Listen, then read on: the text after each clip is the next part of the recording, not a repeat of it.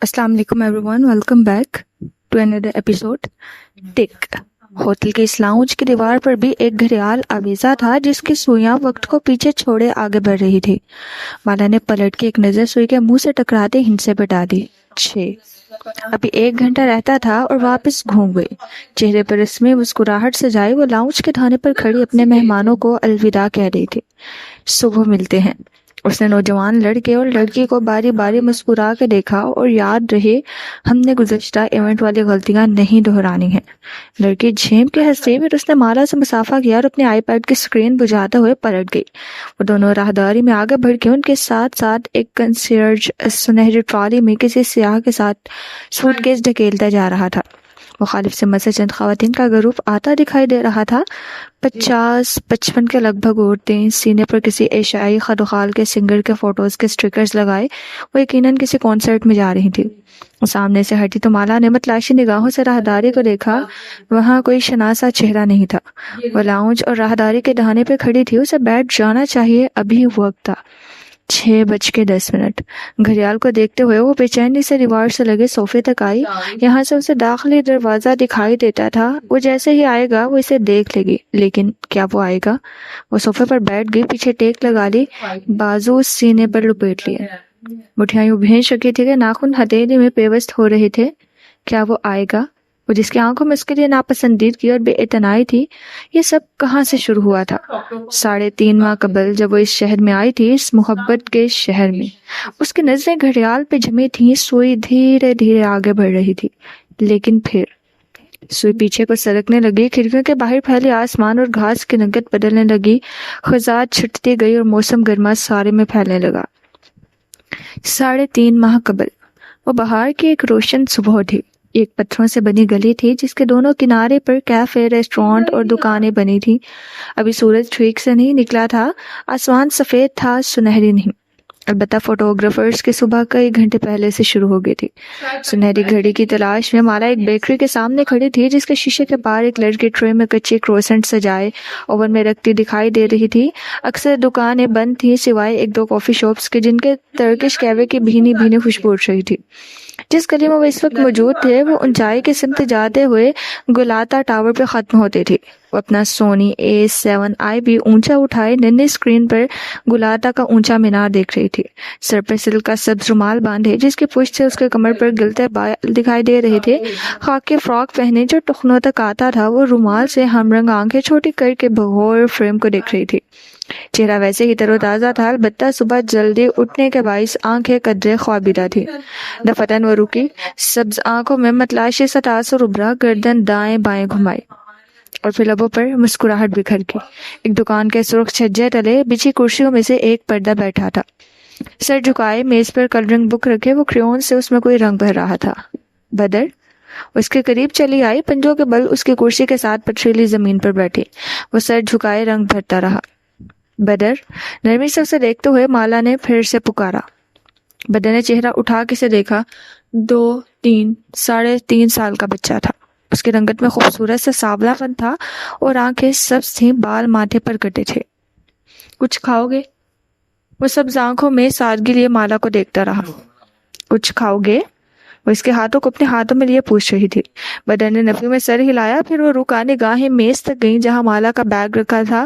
Bag کے کھلے دہانے سے ایک بوتل جھانک رہی تھی۔ بدر نے پہلے بیگ کو دیکھا پھر مالا کو۔ پانی چاہیے؟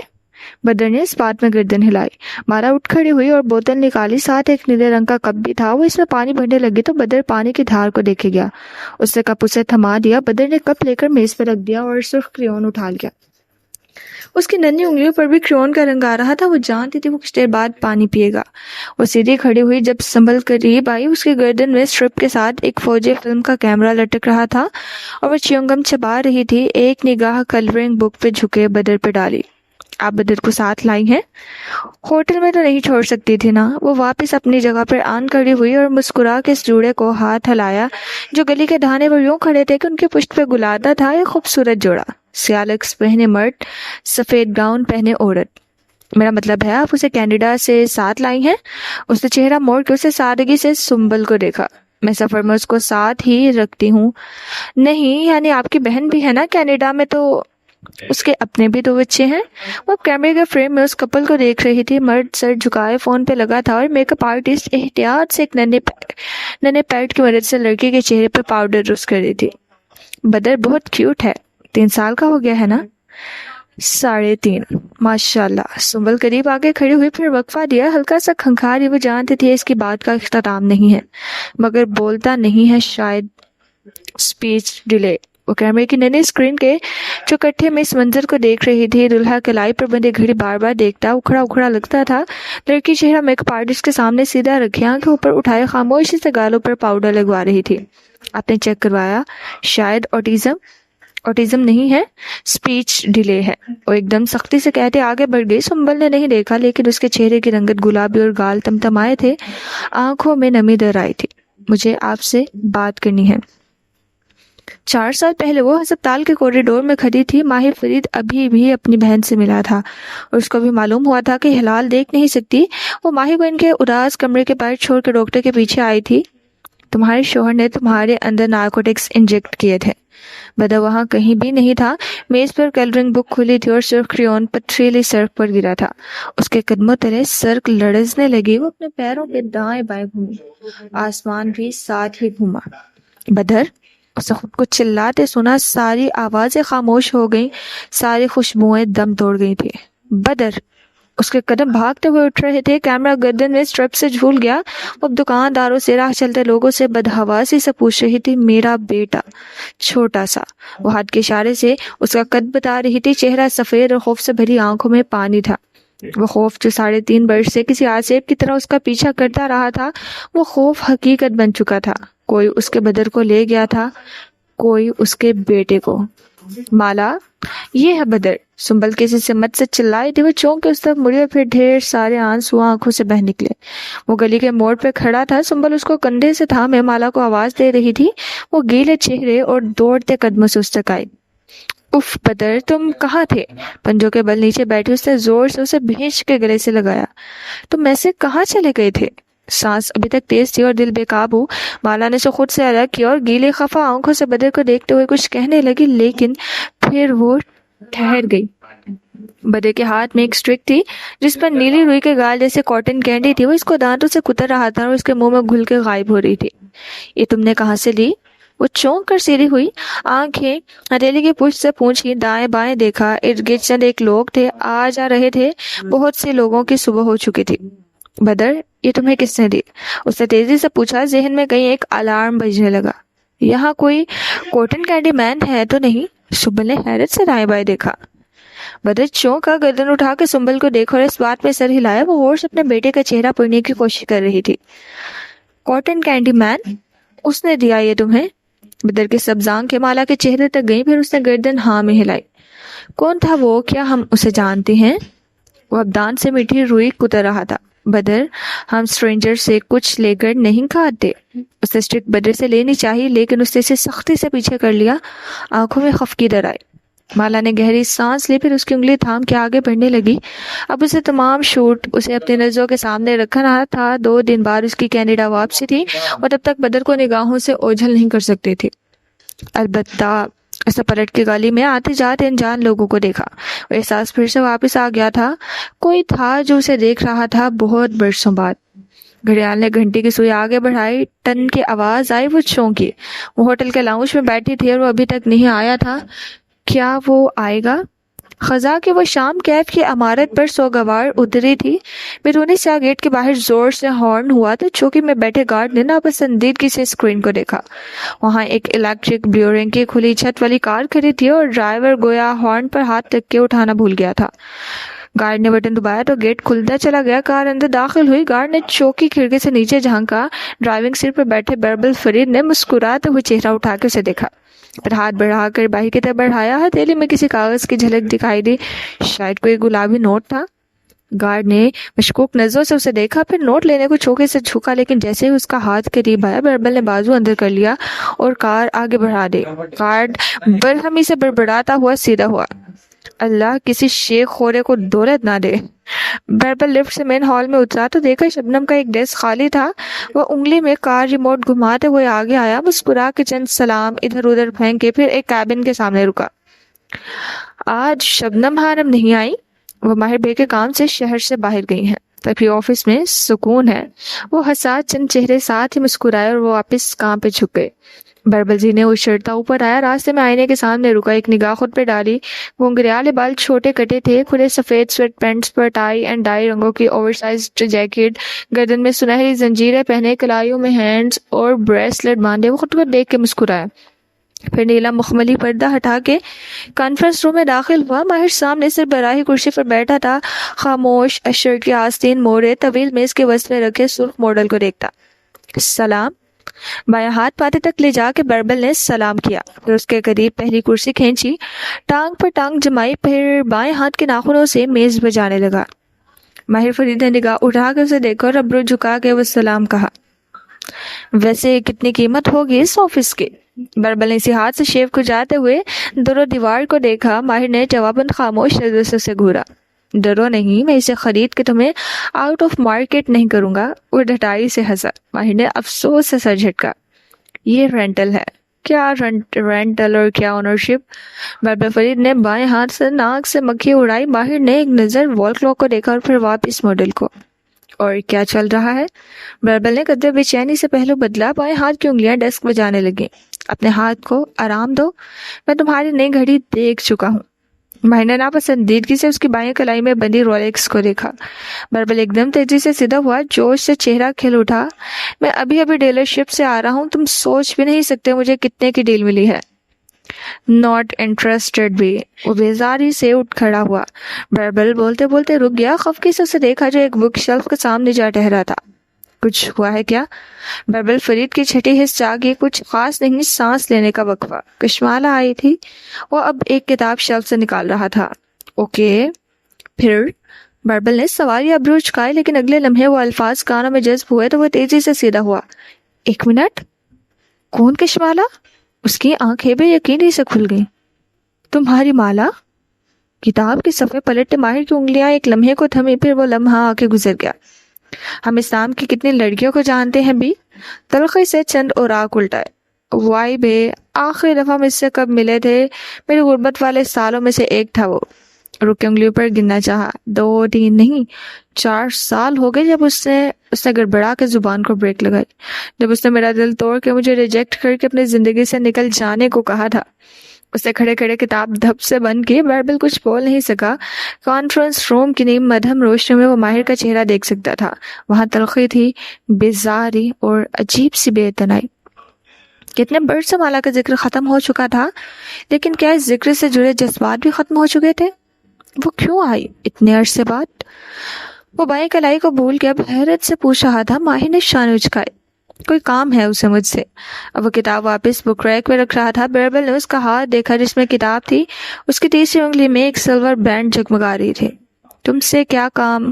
اسے تو تمہارا اس کے لیے کچھ بھی کرنا ناپسند تھا۔ بربل نے یاد کرنے کی کوشش کی۔ دونوں کے درمیان آخری لڑائی کس بات پہ ہوئی تھی؟ اب تو اس نے حساب رکھنا ہی چھوڑ دیا تھا۔ جو بھی ہے میرے لیے اہم نہیں ہے۔ وہ واپس کرسی پہ بیٹھا اور پینسل انگلیوں میں تھام لی۔ بربل کی نگاہیں ابھی تک اس کی انگوٹھی پہ جمی تھی۔ اور کیا کہا اس نے؟ محتاط نظر سے ماہر کا چہرہ دیکھا، پھر انگوٹھی۔ حکم دے کر گئی ہے کہ 7 بجے فور سیزنز میں آؤں اس سے ملنے۔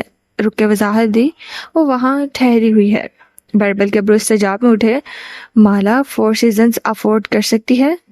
مجھے کیا معلوم، میں تو یہ بھی نہیں جانتا کہ وہ کیا کام کرتی ہے۔ میں نے اتنے سال اس کی خبر نہیں رکھی۔ وہ چڑ کے کہہ رہا تھا، اس کے وجود سے ایک جھنجھلاہٹ بھرا غصہ جھلکتا تھا۔ تم جاؤ گے؟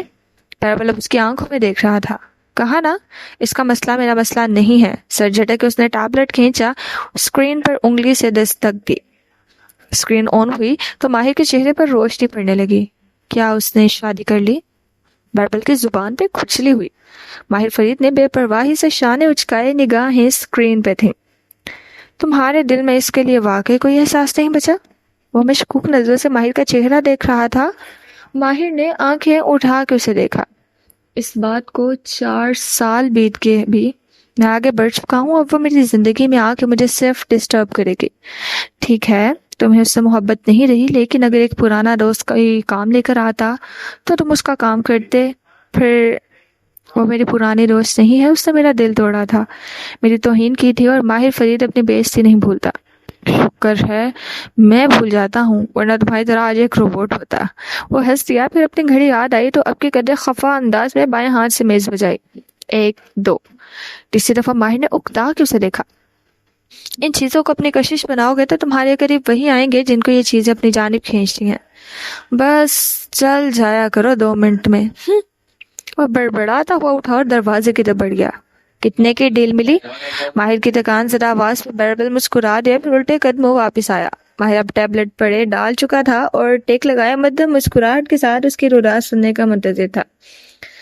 بیربل تیزی سے اسے کرسی پر واپس بیٹھا اور پھر ہاتھ ہلا کے جوش سے تمتماتے چہرے کے ساتھ جلدی جلدی بتانے لگا۔ ڈیلرشپ پہ کیا ہوا، اسے کیسے ایک جانے والا مل گیا اور کیسے اس نے ایک دوسرے رولیکس کو ٹریڈ ان کیا۔ ماہر اسے دیکھتا اور سنتا گیا۔ جب وہ خاموش ہوا تو اس نے اپنی مسکراہٹ کے ساتھ دروازے کی طرف اشارہ کر دیا۔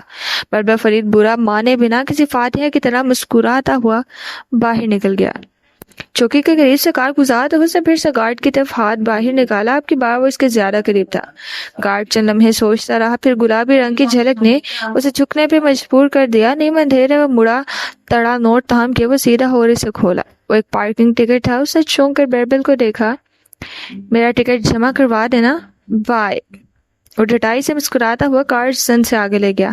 گستاخ! گارڈ کا چہرہ سرخ ہو گیا، اس نے داڑھی پہ ہاتھ پھیرا۔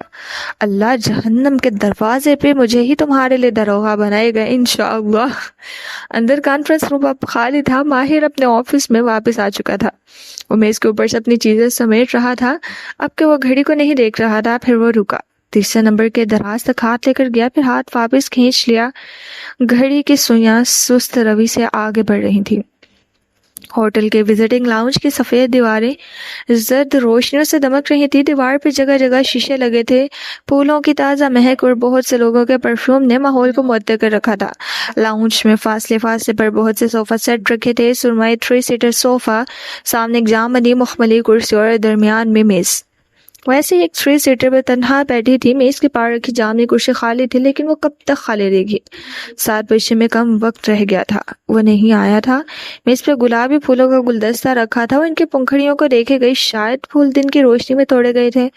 پنکھڑیوں کے کنارے مرجھانے لگے تھے۔ ماں ہمیشہ کہتی تھی کہ سورج کی روشنی میں پودوں کے ساتھ چھیڑ چھاڑ نہیں کرتے، نہ ذبح کرتے ہیں، نہ محبت کا پانی دیتے ہیں، کیونکہ سورج ہر تبدیلی کو جھلسا دیتا ہے۔ پودے کو چھاؤں چاہیے، کانٹے کے لیے بھی، آبیاری کے لیے بھی۔ وہ آگے کو جھکی اور 2 انگلیوں سے ایک پھول نکالا۔ وہ گلاب کی ایک قسم تھی۔ اس نے 3 انگلیوں میں اس کی سبز ٹہنی گھمائی، ننھا سا کانٹا چھپا، لیکن اتنا نہیں کہ انگلی زخمی کر سکے۔ چبھن نے جیسے اسے جگایا، آنکھوں کے سامنے منظر بدلا۔ وہ ایک جامنی شام میں گلاتا ٹاور کے نیچے کھڑی تھی۔ اطراف کی تمام گلیاں خالی تھیں، ویران۔ اس نے گردن اٹھائی۔ آسمان بوجھل بادلوں سے بھرا ہوا تھا، سرد ہوا چل رہی تھی، برف کے ننھے ننھے گالے گر رہے تھے۔ بدر، بدر! دائیں بائیں گھومتی پکار رہی تھی۔ اس کی آواز ٹاور کی چھت سے ٹکرا کے پلٹ رہی تھی، آنکھوں سے آنسو گر رہے تھے۔ پھر اسے لگا کوئی اسے دیکھ رہا ہے۔ مالا نے گردن اٹھائی۔ ٹاور کی چھت پہ بالکنی سے کوئی جھانک رہا تھا۔ ایک سیاہ چگا پہنے کھڑا وجود، جس کا چہرہ واضح نہ تھا، بدر اس کے آگے کھڑا تھا، یوں کہ اس کے دونوں ہاتھ بدر کے کندھوں پر سختی سے جمے تھے۔ بدر خوفزدہ نگاہوں سے نیچے دیکھ رہا تھا، مگر ہونٹ بند تھے۔ بدر! وہ چلائی، پھر خوف سے دائیں بائیں دیکھا۔ ٹاور کی طرف جانے والا دروازہ بند تھا، ایسے کہ وہاں اینٹیں لگی تھی۔ وہ کیسے اوپر جائے؟ دفتر ایک اینٹ سے آواز آئی۔ وہ بھاگ کے اس تک آئی۔ اینٹ اپنی جگہ سے سرکی تھی۔ مالا نے چہرہ اینٹ کے خالی خانے تک جھکایا۔ اندر ایک نیم اندھیر کمرہ تھا اور وسط میں کوئی کھڑا تھا، بڑے سر، چمکتی آنکھ اور چھوٹے جسم والا بچہ، شیطانی مسکراہٹ والا بچہ، دی چینجلنگ۔ وہ خوف سے ایک دم پیچھے ہٹی، اسی پل اس کی آنکھ کھلی۔ وہ گھبرا کے اٹھ بیٹھی، لیمپ جلایا، جسم پسینے میں تر تھا اور ہاتھ کپ کپا رہے تھے۔ مالا نے دائیں بائیں دیکھا، بیڈ پر اس کے ساتھ بدر سو رہا تھا۔ وہ وین کوور میں تھی، اپنے اپارٹمنٹ میں۔ استنبول سے واپس آیا اور کاٹن کینڈی مین والے واقعے کو 2 ہفتے بیت چکے تھے۔ شاید اسی واقعے کا اثر تھا۔ گلاتا ٹاور، وہیں بدر چند لمحوں کے لیے آنکھوں سے اوجھل ہوا تھا، اس لیے وہ جگہ اس کو بار بار خواب میں آتی تھی۔ اس کو شاید کسی راہ چلتے کاٹن کینڈی مین نے کاٹن کینڈی دے دی ہوگی، یا کوئی ایسی بات نہ تھی۔ بدر اس کے پاس ہے محفوظ. اس نے اس کے گرد اپنے بازو حمائل کر لیے لیکن ایسے کہ وہ نیند سے اٹھ نہ جائے. وہ محفوظ ہے, کوئی اسے مالا سے دور نہیں کر سکتا تھا. لیکن وہ سیاہ چوغے والا آدمی. اس نے سر جھٹکا اور آیت الکرسی پڑھنے لگی. زیاد جیل میں ہے, سرکار مر چکی ہے, کوئی اس کے بچے کو اس سے نہیں چھین سکتا. وہ سلسلہ نگینہ بیگم کے ساتھ ختم ہو گیا. منظر دھندلا گیا. وہ صوفے پر بیٹھی پھول انگلیوں میں گھما رہی تھی. گھڑی کی سوئی ٹک ٹک آگے بڑھ رہی تھی. وہ نہیں آیا تھا, کیا گارنٹی تھی کہ وہ آئے گا. مغرب کا جامنی پن فنا ہو کے اندھیرے میں بدل چکا تھا. شہر کی روشنیاں جل اٹھی تھی. ماہر کی کار اس گھر کی پتھریلی دیوار کے باہر کھڑی تھی اور خود وہ ننھے جنگلے والا گیٹ عبور کر کے اندر داخل ہو رہا تھا. اندرونی دروازے کے دائیں بائیں کھلے گمرے تھے. ایک بتی جل رہی تھی. وہ چوکھٹ تک آیا اور انگلی بیل پر رکھنے ہی لگا تھا جب ماہر. وہ چونک کر پلٹا. وہ باغیچے میں کھڑی تھی, ٹراؤزر اور جیکٹ پہنے, بالوں کی فرنٹ چھوٹی باندھے, نیلی آنکھوں والی یاسمین. ان آنکھوں میں باغیچے کے پھولوں سے زیادہ حیرت بھری تھی. ماہر فرید. وہ دران تھی اور کینچی پکڑے ہوئے تھی. گارڈن بوٹس پہنے, شاید وہ تھوڑی دیر پہلے تک تراش خراش کر رہی تھی. دونوں چیزیں ایک طرف رکھیں اور آنکھوں کے پتلیاں تعجب سے سگوڑے قدم قدم چلتی اس کے سامنے آئی. گلٹی ایز چارجڈ. اس نے سر کو ہلکا سا خم دیا. اتنے عرصے بعد, وہ بھی بنا اپوائنٹمنٹ کے. یاسمین نے شفاف آنکھوں سے غور سے اس کا چہرہ دیکھا. مسئلے بتا کے نہیں آتے, مگر کلائنٹس بتا کے آتے ہیں. آج میرا آف ہے. وہ خفا نہیں تھی, بس پروفیشنل مسکراہٹ کے ساتھ کہہ رہی تھی. میں نے ایک نظر پیچھے گھاس پہ رکھی درانتی کو دیکھا. مگر تم فارغ ہو؟ یاسمین نے گہری سانس لی اور اندرونی دروازے کی جانب اشارہ کر دیا. کیا ہوا؟ اب اس کے آفس کے اندر تھا. وہ کاؤچ پر ٹانگ جمائے بیٹھا اور اسٹڈی ٹیبل کے پیچھے کھڑی کافی مشین کا بٹن دبا رہی تھی. ماہر نے سوال پہ نفی میں سر ہلایا. یاسمین کی اس طرف پوچھ تھی. اس نے دیکھا نہیں, اس طرح کافی بینز مشین میں ڈالنے لگی. اتنے عرصے بعد کیا چیز تمہیں کھینچ کے واپس لے آئی؟ وہ ایک باپ اڑاتا مگ لی اس کے سامنے آئی, اسے میز پہ رکھا. پھر شوگر کیوبس کا شیشے کا جار کپ کے قریب دھکیلا. ماہر کی نگاہ اس پر جم گئی. کپ سے نکلتا دھواں مرغونوں کی صورت اوپر اٹھ رہا تھا. آج کشمالا آئی تھی 4 سال بعد. وہ ہلکا سا چونک کے پھر سامنے کرسی پر بیٹھی, ٹانگ پہ ٹانگ جمائی اور ٹیک لگا دی. اپنی کافی بنا کے نہیں لائی تھی. پھر اسے مجھ سے کام ہے. وہ چاہتی ہے کہ میں 7 بجے اس سے ملوں. 7 بج چکے ہیں. وہ انتظار کر لے گی, کرنا بھی چاہیے. تلخی سے کہتا وہ شکر کے چکور کیوب دیکھ رہا تھا, اجلے سفید کیوب. اسے کیا کام ہے؟ ماہر فرید نے سر جھٹکا. ایک غیر رحم کام. تم جاؤ گے؟ اسے شاکی نظر اٹھا کے یاسمین کو دیکھا. مجھے جانا چاہیے. اس سب کے بعد جو اس نے کیا, جہاں تک مجھے یاد ہے اس نے آنکھیں چھوٹی کر کے یاد کرنے کی کوشش کی. تمہارا اس سے آخری اختلاف تب ہوا تھا جب اس کی طلاق ابھی فائل نہیں ہوئی تھی اور تم نے میرے منع کرنے کے باوجود اس کے لیے کوئی رقم ادا کی تھی. اور ماہر کا چہرہ سرخ ہوا. اگر تم نے اس کے یہ قد جسٹیفائی کیا تو میں یہاں سے اٹھ جاؤں گا. یاسمین, جسٹیفائی نہیں کر رہی, یاد دلا رہی ہوں کہ میں نے تمہیں اس وقت منع کیا تھا کہ اس کے قریب مت جاؤ. طلاق سے گزرتی عورت اتنی ولنریبل, خوفزدہ اور ذہنی طور پر انسٹیبل ہوتی ہے کہ وہ درست فیصلے نہیں کرتی. مجھے معلوم تھا وہ تمہیں ہرٹ کرے گی اور وہی ہوا. ماہر نے پیچھے کو ٹیک لگائی اور افسوس سے اسے دیکھتے ہوئے کی آواز نکالی. وائی بے, تم عورتوں کا سسٹر ہوڈ کتنا مضبوط ہوتا ہے, ہمیشہ ایک دوسرے کا دفاع کرتی ہو. یاسمین ہلکا سا ہنسی. میں سسٹر ہوڈ نہیں, میں تمہیں یاد کرواتا ہوں کہ کیا ہوا تھا. اس نے ٹانگ سے ٹانگ ہٹائی اور آگے کو ہو کے بیٹھا. وہ سنجیدہ تھا اور تکلیف میں بھی. اس نے میری مدد لینے سے انکار کیا تھا لیکن میں نے پھر بھی اس کی مدد کی تھی. کیا غلط کیا تھا میں نے؟ یاسمین خاموش رہی. میں نے اسے ہرٹ نہیں کیا, تکلیف نہیں دی, بلکہ تکلیف دور کرنے کی کوشش کی. جب اس کے پاس پیسے ہوں گے وہ مجھے واپس کر دے گی. وہ آرام سے بھی پیسے واپس کر سکتی تھی, ہم دوست بھی رہ سکتے تھے, لیکن نہیں. اسے میری توہین کی, یوں جیسے میں نے کوئی جرم کیا ہو. اتنی سی بات کو اتنا بڑا ایشو بنا دیا. یاسمین بس اس کو دیکھتی رہی. اس کی آواز بلند ہو رہی تھی. میں کبھی نہیں مانوں گا یاسمین کہ میں نے کچھ غلط کیا تھا. ماہر فرید ہر موقع پہ پیسے استعمال کرتا ہے تو ٹھیک کرتا ہے, میں ایسا ہی ہوں. لیکن اس نے خود کیا کیا؟ اور سانس لینے کو رکا. اس نے مجھے دھوکہ دیا, میری بہن کو خطرے میں ڈالا. میں نے اسے دھوکے کو ایشو نہیں بنایا. میں بھی بنا سکتا تھا مگر نہیں بنایا. اسے یوں ظاہر کیا جیسے میں نے کوئی گناہ کیا ہے, حالانکہ میرے اس عمل نے اس کو کوئی تکلیف نہیں دی تھی. تمہیں کس نے کہا کہ صرف غلط کام ہی تکلیف دیتے ہیں؟ اللہ کے لیے یاسمین, تم اپنا سسٹر ہوڈ بھلا کے. ماہر میری بات سنو. یاسمین نے ہاتھ اٹھا کے سنجیدگی سے ٹوکا تو وہ جو جھنجھلا کے کہہ رہا تھا خاموش ہو گیا. اگر تم میرے پاس آئے ہو تو تمہیں میری بات سننی ہوگی. وہ میری کلائنٹ نہیں ہے، تم ہو. مجھے صرف اپنے کلائنٹ کی حفاظت کرنی ہے. وہ پیچھے کو ہو کے بیٹھا اور انہیں مشکوک نظروں سے یاسمین کو دیکھا گیا. میں تمہیں اس کے قریب جانے سے روکا تھا کیونکہ میں جانتی تھی یہی ہوگا. میں اس لڑکی کو نہیں جانتی، لیکن اس جیسے درجنوں لڑکیاں روز میرے پاس آتی ہیں، اور تمہارے جیسے مرد بھی. کیا تم ابھی تک نہیں سمجھے کہ وہ خود بھی جانتی ہے کہ تم نے کچھ ایسا نہیں کیا تھا، لیکن اسے تم سے دور جانے کا ایک بہانہ چاہیے تھا. وہ چند لمحے کچھ بول نہیں سکا. جب اس نے ایک حد کھینچی تو تمہیں بھی اس کا احترام کرنا چاہیے تھا. میں یہ نہیں کہہ رہی تھی کہ تم نے کچھ غلط کیا. تم نے اس کی حد توڑ دی، لیکن اس کو اپنا سمجھ کے. تم نے اس کی مدد کی. اس نے جو کیا تمہارے ساتھ وہ اس سے کہیں زیادہ غلط تھا، لیکن تمہیں اس سے اور کس چیز کی توقع تھی؟ وہ کچھ کہنے لگا لیکن الفاظ دم توڑ گئے. ہم سائیکالوجی میں اس کو سیلف ثبوتاز کہتے ہیں، جس میں ایک انسان اپنے غلط یقین کو پختہ کرنے کے لیے غلط فیصلے لیتا ہے. اس کو ایک بہانہ چاہیے تھا اس بات پہ یقین کرنے کے لیے کہ ماہر کے بارے میں اس کی رائے درست تھی. ماہر نے مجھے دھوکہ دیا تھا، میری زندگی کو کنٹرول کرنے کی کوشش کی تھی. اب بھی وہ وہی کرے گا. تم پیسے نہ دیتے، تب بھی چند دن بعد کوئی ایسی بات ہو جاتی جس سے اسے توقع نہ تھی. وہ یہ ثابت کرے کہ تم ایک برے انسان ہو اور سارے مرد ذات جیسے ہوتے ہیں. ذات تلخی سے تصحیح کی. ہاں ذات، بنا اپائنٹمنٹ کے آئے ہو. میں تمہاری فائل نہیں کھول سکی. خیر، یاسمین نے سر جھٹکا. طلاق کا ٹراما بہت شدید ہوتا ہے. یہ فیصلہ لیتے ساتھ ہی کوئی عورت اس ٹراما سے باہر نہیں نکل آتی. کچھ مہینے یا کچھ سال لگتے ہیں اپنی ذات کو ہیل کرنے میں، دوبارہ کسی پہ بھروسہ کرنے میں. اس نے تمہیں کہا تھا نا کہ وہ تم پہ بھروسہ نہیں کرتی، اس لیے میں نے تمہیں اس سے دور رہنے کے لیے کہا تھا، کیونکہ ایسی عورت بہت ولنریبل ہوتی ہے. وہ درست فیصلے نہیں کرتی. تم اپنی محبت غلط جگہ ضائع کر رہے تھے. وہ خاموش سی ناپسندیدگی سے اسے دیکھ ہی گیا.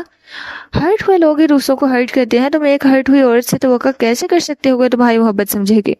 دونوں کے درمیان رکھے کب سے نکلتا دھواں اب تھمتھما جا رہا تھا. پیچھے جاؤ. لاہور میں کیا ہوا تھا؟ تم نے اس کو دھوکہ دیا، پھر اس کو بتائے بنا آ گئے. کیوں؟ کیونکہ تم ہرٹ تھے. تم جانتے تھے تم اس کو ہرٹ کرو گے. تم محبت دینے کے اہل نہیں تھے اس وقت. پھر 1 سال گزرا، تم بہتر ہوئے، تم دونوں وینکوور میں ملے. تمہیں لگا شاید اب تم اس کو محبت دے سکتے ہو، لیکن کیا وہ محبت وصول کرنے کے اہل تھی؟ محبت دینا بھی تندرست روحوں کا کام ہے، اور محبت وصول کرنا بھی. عورت وہی محبت وصول کرتی ہے جس کو وہ پہچانتی ہے. عورت کو ملنے والا پہلا لائف پارٹنر اس کی محبت کا پیمانہ سیٹ کر دیتا ہے. یعنی وہ انہی مشکوک نظروں سے اسے دیکھ رہا تھا. یعنی اس نے صرف زیاد کی محبت دیکھی ہے. اس محبت میں تکلیف ہے، ابیوز ہے، پھر معافی تلافی ہے، پھر سے تکلیف. یہ کیوٹک محبت ہے. اس کو تندرست محبت کی پہچان نہیں ہے. جن لڑکیوں کو باپ کی محبت نہ ملی ہو ان کو تندرست محبت کی پہچان ہوتی بھی نہیں ہے. ماہر نے پیچھے ہو کے ٹانگ پہ ٹانگ جما لی اور خاموشی سے اسے دیکھے گیا. چہرے سے واضح نہ تھا کہ اسے یاسمین کی باتیں پسند آ رہی ہیں یا ناپسند. مرد کا کام ہوتا ہے پروٹیکٹ کرنا اور پرووائڈ کرنا، اپنے گھر کی عورت کی حفاظت کرنا اور اس کو ضروریات زندگی مہیا کرنا. جتنا تم نے مجھے اس کے بارے میں بتایا تھا، اس کا باپ جلد مر گیا تھا. وہ بڑی بہن تھی. ایسے بچے فکسرز بن جاتے ہیں، وہ خود کو خود پروٹیکٹ کرتے ہیں اور اپنی ضروریات کو خود پورا کرتے ہیں. ایسے لڑکیوں کو ہمیشہ کامیابیاں چاہیے ہوتی ہیں، کیونکہ انہیں لگتا ہے کہ ان کی قدر و قیمت ان کی اچیومنٹ سے بڑھتی ہے اور ان کے بے روزگار یا ناکارہ ہو جانے سے گھٹتی ہے. اس کو کبھی ایسا مرد ملا ہی نہیں جو اس کو یہ دونوں چیزیں فراہم کر سکے. زیاد اس سے محبت کا دعوے دار تھا. اس نے شاید روپے پیسے فراہم کیے ہوں گے، لیکن اس کی حفاظت نہیں کر سکا. وہ اسے خود اپنے آپ سے نہیں بچا سکا. جس لڑکی نے ساری جنگیں اکیلی لڑی ہوں، اس کو تندرست محبت کی پہچان کیسی ہوگی؟ سسٹرہڈ. وہ افسوس سے نفی میں سر ہلا کے بڑبڑا رہا تھا. اگر اس کو غلط کہنے سے تم خوش ہوتے ہو تو میں کہہ دیتی ہوں، مالا نے تمہارے ساتھ بہت غلط کیا. جیسے تم نے غلط کیا اس کے ساتھ نہیں، اس کے ساتھ تم نے کچھ غلط نہیں کیا، خود اپنے ساتھ غلط کیا. اور میں تمہیں اسی چیز سے بچانا چاہتی تھی. جب تک اس کی ذات کی ہیلنگ نہیں ہوگی، اسے درست مرد کی پہچان نہیں ہوگی، اسے وہ محبت کنٹرولنگ ہی لگے گی اور اسے زیاد جیسے مرد ہی پسند آئیں گے. ماہر نے نہ سمجھے سب اکٹھے کیے. کیا مطلب؟ جب عورت صرف ایک طرح کی محبت کو پہچانتی ہو تو وہ کسی دوسرے مرد کے اسی پیٹرن کو دیکھ کے محبت کا یقین کرتی ہے. اسے تمہارے جیسے مرد کے جذبات محبت نہیں فریب لگتے ہیں. یعنی اگر انسان کسی ٹاکسک پارٹنر کے ساتھ رہا اور بھلے اسے معلوم ہو کہ وہ ٹاکسک تھا، اس کو اگلی دفعہ ویسا ہی انسان اٹریکٹ کرے گا. وہ اچھمبے سے پوچھ رہا تھا. بالکل، تمہارے بھائی کی مثال تمہارے سامنے ہے. اس کو ہمیشہ ایک ہی طرح کی لڑکیاں کیوں ملتی ہیں؟ جب تک وہ خود اپنا پیٹرن نہیں توڑے گا، اس کا ہر نیا تعلق و تاریخ دہرائے گا.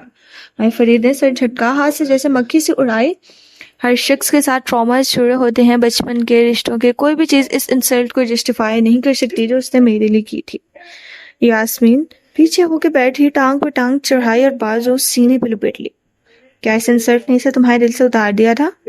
100%. وہ گردن سیدھی رکھے بہت سکون سے بولا تھا. کیا اس نے شادی کر لی؟ ماہر نے بے پرواہ سے کندھے اچکائے. مجھے نہیں معلوم، میں نے کبھی اس کی خبر نہیں رکھی. یاسمین نے غور سے اس کا چہرہ دیکھا، وہاں اسے صداقت دکھائی رہی تھی. اتنے برس گزر گئے، شاید اس کی زندگی میں کوئی اور آ گیا ہو. اس سوال پہ بھی ماہر فرید کے اطمینان میں کوئی فرق نہیں پڑا. اچھی بات ہے، گڈ فار ہر. یعنی تم اب اس کی محبت سے موو آن کر چکے ہو اور اپنی شادی کی تیاری میں ہو. یاسمین نے کہ اطمینان بھری گہری سانس خارج کی. پھر اس کے آنے سے اتنا ڈسٹرب کیوں ہو؟ اس کے آنے سے میری زندگی انگلی میں پہنی انگوٹھی گھمائی. کوئی اثر نہیں پڑا. یہ میرے لیے ناقابل برداشت ہے. اگر محبت نہیں رہی تو اس کا کام کر دو تاکہ وہ چلی جائے. جب محبت نہیں رہی تو کچھ بھی نہیں رہا. وہ تلخی سے مسکرایا تھا. یاسمین نے آج کی شام سے پہلی دفعہ مسکراتے دیکھا تھا. اس تلخی میں اداسی نہ تھی، صرف بیزاری تھی. میں نہیں چاہتا کہ وہ اس شہر میں رہے. تمہیں ڈر ہے کہ تم دوبارہ اس کی طرف مائل نہ ہو جاؤ؟ ایسا نہیں ہو سکتا اب، کیونکہ جسے ماہر نے چھوڑ دیا اسے چھوڑ دیا. اس کی مسکراہٹ میں ایک افسوس سا ابھرا، اپنے آپ پہ نہیں، اس سبز آنکھوں والی لڑکی پہ. میں بس یہ نہیں چاہتا کہ لوگ باتیں کریں. بیربل، شبنم، یہ لوگ اس کو جانتے تھے. اسے پھر سے انگوٹھی گھمائی. تم اپنی منگیتر کے بارے میں کانشیس ہو. اچھی بات ہے. یعنی تم واقعی مالا سے موو آن کر چکے ہو. بات ختم. میں اسے اس شہر سے کیسے بھیجوں؟ وہ ٹانگ سے ٹانگ ہٹا کے سیدھا ہوا. کدے آگے کو یہی سوال پوچھنے یاسمین کے پاس آیا تھا. وہ تمہارا انتظار کر رہی ہے نا؟ یاسمین نے وال کلاک کو دیکھا. سوئی 7 سے کافی آگے نکل چکی تھی. ماہر نے اس بات میں سے ہلایا. وہ ملاقات کرنے سے چلی جائے گی یا ملاقات نہ کرنے سے؟ شیشے کی دیوار سے جھانکتا باغیچہ رات کی سیاہی میں مکمل طور پر ڈوب چکا تھا. ماہر نے ہاتھ بڑھا کہ کب کچھ ہوا. وہ ٹھنڈا ہو چکا تھا. فیصلہ تمہارا ہے. ہوٹل لاؤنج میں پھیلی گلابوں کی مہک باسی ہو چکی تھی. وہ صوفے پر اسی طرح بیٹھی تھی، ٹانگ پہ ٹانگ جمائے، اس طرف سے ایک پیر جھلاتی، ایک ہاتھ گود میں رکھے. پرس کے اندر تھا. اس میں کوئی شے تھی جو اس نے تھام رکھی تھی مضبوطی سے. یہ لگتا تھا کچھ لینے کے لیے پرس میں ہاتھ ڈالا تو نکالا نہیں. وہ اس کا انتظار کروائے گی. وہ جانتی تھی اسے فرق نہیں پڑتا تھا. وہ اپنی آرام پہ پیر رکھ کے آئی تھی. وہ انتظار کر لے گی، لیکن کیا وہ آئے گا؟ اس کی نظریں داخلی دروازے پہ جمی تھی. دل کی دھڑکن بے ترتیب ہو رہی تھی. سفید چوکٹ پہ سنہری لکڑی کا کام ہوا تھا. وہ لب کاٹے ہوئے لکڑی کے نقش و نگار دیکھے گئی. ان کے پیچھے خم میں ایک منظر دھیرے دھیرے ابھر رہا تھا. وہ ایک سنہری دوپہر تھی. سورج بادلوں کی اوٹ سے نکل کے آج کھل کے چمکا تھا.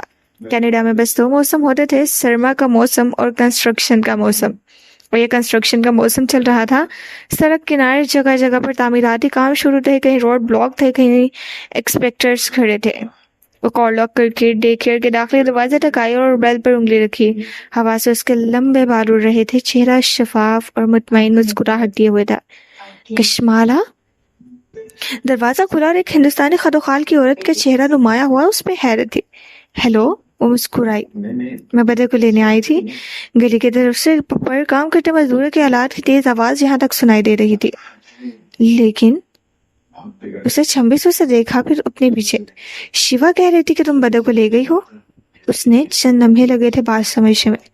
نہیں، میں تو ابھی. اور ایک دم اس کی ساری حسیات جا گئیں. بدر کہاں ہے؟ ہمارا 1 منٹ. شیوا نئی انٹرنٹ ہے، میں اسے بلاتی. بدر کہاں ہے؟ بیگ وہیں چوکٹ پر گر گیا. اسے پڑے دھکیل کے جوتوں سمیت اندر بھاگی. وہاں 3 کلاس روم بنے تھے. چند بچے بیٹھے تھے. کھلونے، کلرنگ بکس، رنگ برنگی پینسلز. وہ ایک کمرے سے دوسرے میں بھاگ رہی تھی. آنکھوں کے سامنے دھند چھا رہی تھی. میرا بیٹا کہاں ہے؟ اسے اپنے آنسو بہتے دیکھے. کوئی اس کا ہاتھ تھام رہا تھا، کوئی اس کو پانی لا کے دے رہا تھا. وہ مسلسل نفے میں سر ہلا رہی تھی. شیوا کہاں ہے؟ شیوا نہیں مل رہی. وہ نہ جانے کہاں چلی گئی ہے. منظر بدلا تھا. وہ پولیس اسٹیشن کی کھڑکی کے سامنے بیٹھی تھی. اس کی آنکھیں رو رو کے متورم ہو رہی تھی. بادر اور ماہی ساتھ کھڑے تھے. اسے بات کے ہلتے ہونٹ اور ماتھے کی تیوری دکھائی دے رہی تھی. وہ تیز آواز میں آفیسر سے کچھ کہہ رہا تھا. اس نے سننے کی کوشش کی. منظر دھندلا سا تھا. CCTV فوٹیج کے مطابق شیوا بچے کو لے کر گئی تھی. شیوا کا ID کارڈ جعلی تھا. وہ بنگالی تھی. ہم بچے کو ڈھونڈ رہے ہیں، لیکن اگر 48 گھنٹے میں بچہ نہ ملے۔ آنسو اس کی آنکھوں سے بہہ رہے تھے، اس کے ہاتھ کپ کپا رہے تھے۔ منظر بدلتا گیا۔ ہمیں مورگ جانا ہوگا، ایک بچے کی لاش ملی ہے، اس کو پہچانا ہے، کوئی سے کہہ رہا تھا۔ ماہی اس کا پرس اٹھا رہی تھی، بعد نے اس کو کوہنی سے تھام رکھا تھا۔ وہ گیلے چہرے کو ہتھیلی سے صاف کرتی زوں سے بولی تھی، وہ بدر نہیں ہوگا۔ اس لاش کے ساتھ بدر کا اسکول بیگ ملا ہے، اس میں وہ سب چیزیں ہیں جو بدر کے پاس تھی۔ وہ بدر نہیں ہوگا۔ وہ دوہرا رہی تھی، چہرے پہ دانے نکل آئے تھے اور آنکھوں میں بے تحاشا خوف تھا۔ اب ایک سفید سے کوریڈور میں بیٹھی تھی، اس کے سر پہ دروازہ تھا، اسے اس دروازے کے پار جانا تھا۔ وہ لاش وہاں ان کی منتظر تھی۔ منظر دھندلا گیا، سنہری لکڑی سے مزین چوکھٹ سامنے آئی۔ وہ چونکر حال میں واپس آئی۔ وہ ہوٹل لاؤنج میں بیٹھی تھی اور چوکھٹ خالی تھی، لیکن اس شے کو پرس میں گرا کے تیزی سے اٹھی۔ وہ جانتی تھی اب اگلے ہی لمحے وہ اس کو وہاں دیکھے گی۔ ایک لمحہ آگے گزرا اور پھر ماہر فرید چوکھٹ میں نمودار ہوا۔ وہ اوشین ریسٹورینٹ میں اپنے آفس میں بیٹھی تھی، چہرہ اٹھا کے دیکھا تو ایک اجنبی چوکھٹ میں کھڑا تھا، نیا bodyguard, military green shirt, pant, سفید جوگرز۔ میں کیف ہوں، سفورہ کا کزن، ایک فوٹوگرافر۔ وہ سانس روکے بنا پلک جھپ کے اسے آتے دیکھتی رہی۔ اس کو نہیں دیکھ رہا تھا، وہ دائیں بائیں متلاشی نظروں سے دیکھ رہا تھا۔ کیا اسے تلاش کر رہا تھا یا اس کو تلاش کرنا نہیں چاہتا تھا؟ وہ سیاہ سفید ٹائل سے مزین فرش پر چلتی آگے آ رہی تھی۔ وہ ہوٹل کے لابی میں پیچھے صوفے پہ بیٹھا تھا، اس کی بیساکھی کا کام دیتی اسٹرک ساتھ رکھی تھی۔ اسے دیکھ کے وہ کھڑا ہوا، اسٹرک دھیرے سے پیر سے دھکا دے کر نیچے گرا دی۔ چند قدم کے فاصلے پر وہ رکا، پھر اس کی متلاشی نگاہ مالا پہ پڑی۔ وہ تھم گیا، البتہ چہرہ ویسا ہی رہا، اسپاٹ سنجیدہ، برف کے جیسا۔ ماہر نے اس کی جانب قدم بڑھائے۔ وہ وینکوور کی فارمرز مارکیٹ میں کھڑی تھی، لکڑی کی مخروطی چھت والی مارکیٹ۔ وہ جھک کے شاپنگ بیگ میں کچھ رکھ رہی تھی جب اس نے کسی خیال کے تحت سر اٹھایا۔ مارکیٹ کی راہداری ایک طرف مڑ رہی تھی اور وہاں سے اگلے لمحے وہ چلتا آتا دکھائی دیا، ہوڈی پہنے، جیبوں میں ہاتھ ڈالے، اور وہاں سے اگلے لمحے وہ اسکین سامنے آ کے رکا، ہلکا سا سر کو خم دیا۔ اس نے صبح والا سوٹ پہن رکھا تھا، جوتے ویسے ہی چمکدار اور بال جل سے پیچھے کو سمٹے تھے۔ مالا نے بھی سر کو جنبش تھی، یہ سلام تھا، یہ تشکر۔ وہ فیصلہ نہ کر سکی۔ وہ دونوں ایک ساتھ آمنے سامنے تھے۔ تم آ گئے؟ اس نے چہرے کو سنجیدہ رکھا، البتہ دل بری طرح دھڑک رہا تھا، ایک امید کا سرا۔ مجھے آنا تھا، کچھ تھا ماہر فرید کے انداز میں، ایک لا تعلقی ٹھنڈک۔ جیسا کہ میں نے بتایا، وہ کھنکاری گلا صاف کیا، اس کی گردن میں پرویا سیاہ فاختہ والا نیکلس دیکھ سکتا تھا۔ ویٹرن کے قریب آنے لگا تو ماہر نے نفی میں سر ہلایا۔ وہ برا مان کے واپس پیچھے ہٹ گیا۔ میرا بیٹا بدر، اس نے الفاظ جوڑنے چاہے لیکن نوٹ انٹرسٹڈ کشمالہ خانم۔ ماہر کے چہرے پہ زمانوں کی لاتعلق تھی۔ مجھے یہاں آنا تھا اس لیے نہیں کہ تم نے بلا لیا، بلکہ اس لیے کہ میں تمہیں یاد کروا سکوں کہ میں کون ہوں اور ہمارے درمیان کیا ہوا تھا۔ اس کی آنکھوں میں دیکھتا ہر لفظ چبا چبا کے ادا کر رہا تھا۔ کچھ یاد آیا میں کون ہوں؟ اس کی آنکھوں میں ہلکا سا طنز ابھرا۔ مالا کے لفظ سختی سے ایک دوسرے میں پیوست تھے۔ اس نے ہاتھ گود میں دھر لیے۔ جب اس کو آفس میں بول آئی تھی جو اسے بولنا تھا، اب اس کی باری تھی۔ میں ماہر فرید ہوں جو وینکوور میں تمہارے پاس مدد مانگنے آیا تھا، اور تم نے کیا کیا تھا؟ ان کے درمیان میز تھی، اس پر رکھے باسی پھول تھے اور برسوں کی مسافت تھی۔ تم جانتی تھی میری بہن کہاں ہے، لیکن تم نے مجھے نہیں بتایا۔ تم نے میری بہن کو خطرے میں ڈالا اور خود کو بھی۔ میں نے کسی کو خطرے میں نہیں ڈالا تھا۔ تم نے غلط فیصلے کیے تھے، لیکن تم یہ کبھی نہیں مانو گی کیونکہ کشمالہ مبین ہمیشہ درست ہوتی ہے۔ وہ دونوں ہاتھ اٹھا کے جتا کے کہا۔ وہ خاموش رہی۔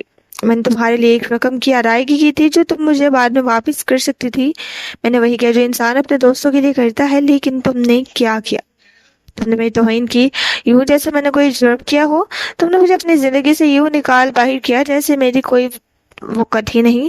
وہ غصے میں نہیں تھا، اس کا چہرہ پہ تاثر تھا، البتہ آواز میں تلخی تھی۔ میں یہاں تمہاری مدد کرنے نہیں آیا، یہ بتانے آیا ہوں کہ ہر دفعہ تم یہ فیصلہ نہیں کر سکتی کہ کون کس کی زندگی میں رہے گا۔ اسے کہتے ہوئے انگلیوں سے میز پر دستک دی۔ اس ہاتھ نے پہنی انگوٹھی دبکی۔ میں تمہیں اور تم سے جڑی ہر شے کو بھلا کے موو آن کر چکا ہوں۔ میرے پاس نہ اتنا وقت ہے، نہ توانائی کہ میں تمہارے مسئلے میں حل کروں۔ میں ایک نئی زندگی شروع کرنے جا رہا ہوں۔ تم مبارکباد دو یا فاتحہ پڑھو، میں تمہاری مدد کرنے میں انٹرسٹڈ نہیں ہوں۔ بہتر ہے کہ تم یہاں سے چلی جاؤ۔ اور میرا بیٹا، اس کو دیکھتے ہوئے کشمالہ کی آنکھوں میں سرخی پڑنے لگی۔ ابھی نہیں رونا مالا، اس شخص کے سامنے نہیں۔ ماہر نے پیچھے کو ٹیک لگائی اور کندھے اچکائے۔ مجھے پرواہ نہیں۔ اس کے چہرے پہ سرد مہری تھی۔ مالا نے بہت سا تھوک نکلا۔ ابھی نہیں رونا، تمہیں میرے بچے پہ ذرا بھی ترس نہیں آتا؟ نہیں۔ مالا نے گود میں رکھی مٹھیاں بھینچ لی اتنے زور سے کہ ناخن جلد میں پیوست ہو گئی۔ جس شخص کو آنا چاہیے اس بچے کا باپ ہے، تمہیں میرے پاس نہیں، زیاد سلطان کے پاس جانا چاہیے تھا۔ اب کے ماہر کے چہرے پر ہلکی سی مسکراہٹ اڑ آئی، اس میں ملامت تھی، طنز تھا۔ اس نے گہری سانس لی، ہوا ناک سے اندر داخل ہوئی اور حلق میں کے آنسوؤں میں پھنس گئی۔ میرا بیٹا گمشدہ ہے، کیا تم اس تکلیف کو نہیں سمجھتے؟ میں کیا کروں؟ پولیس کے پاس جاؤ۔ ٹانگ پر ٹانگ جمائے شخص نے کندھے اچکا لیے۔ گئی تھی۔ پولیس نے ایک لاش دکھا دی۔ وہ میرے بیٹے کی لاش نہیں ہے۔ اس نے زور سے انگلی سے میز بجائی۔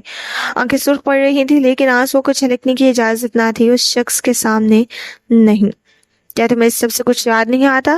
اس کی آنکھوں میں کچھ تلاش کر رہی تھی۔ اگر بدن محفوظ نہیں ہے تو حلال بھی محفوظ نہیں ہے۔ یا شاید ماہر فرید پر کوئی اثر نہ ہوا۔ وہ کوٹ کا بٹن بند کرتے ہوئے اٹھا۔ پولیس درست کہہ رہی ہے، تمہارا بیٹا واقعی مر چکا ہے۔ وہ تیزی سے کھڑی ہوئی میز پر رکھے گلاس کو ہاتھ لگا اور ایک طرف کو لڑک گیا۔ پانی میز پہ جا گرا۔ چند چھینٹے ماہر کی کلائی میں بندھی گھڑی پر گرے۔ تم میری مدد نہیں کرنا چاہتے نہ کرو، لیکن دوبارہ میرے بیٹے کے بارے میں یہ مت کہنا۔ جس دن وہ مرے گا مجھے یہاں سے معلوم ہو جائے گا۔ سینے پر انگلی رکھی۔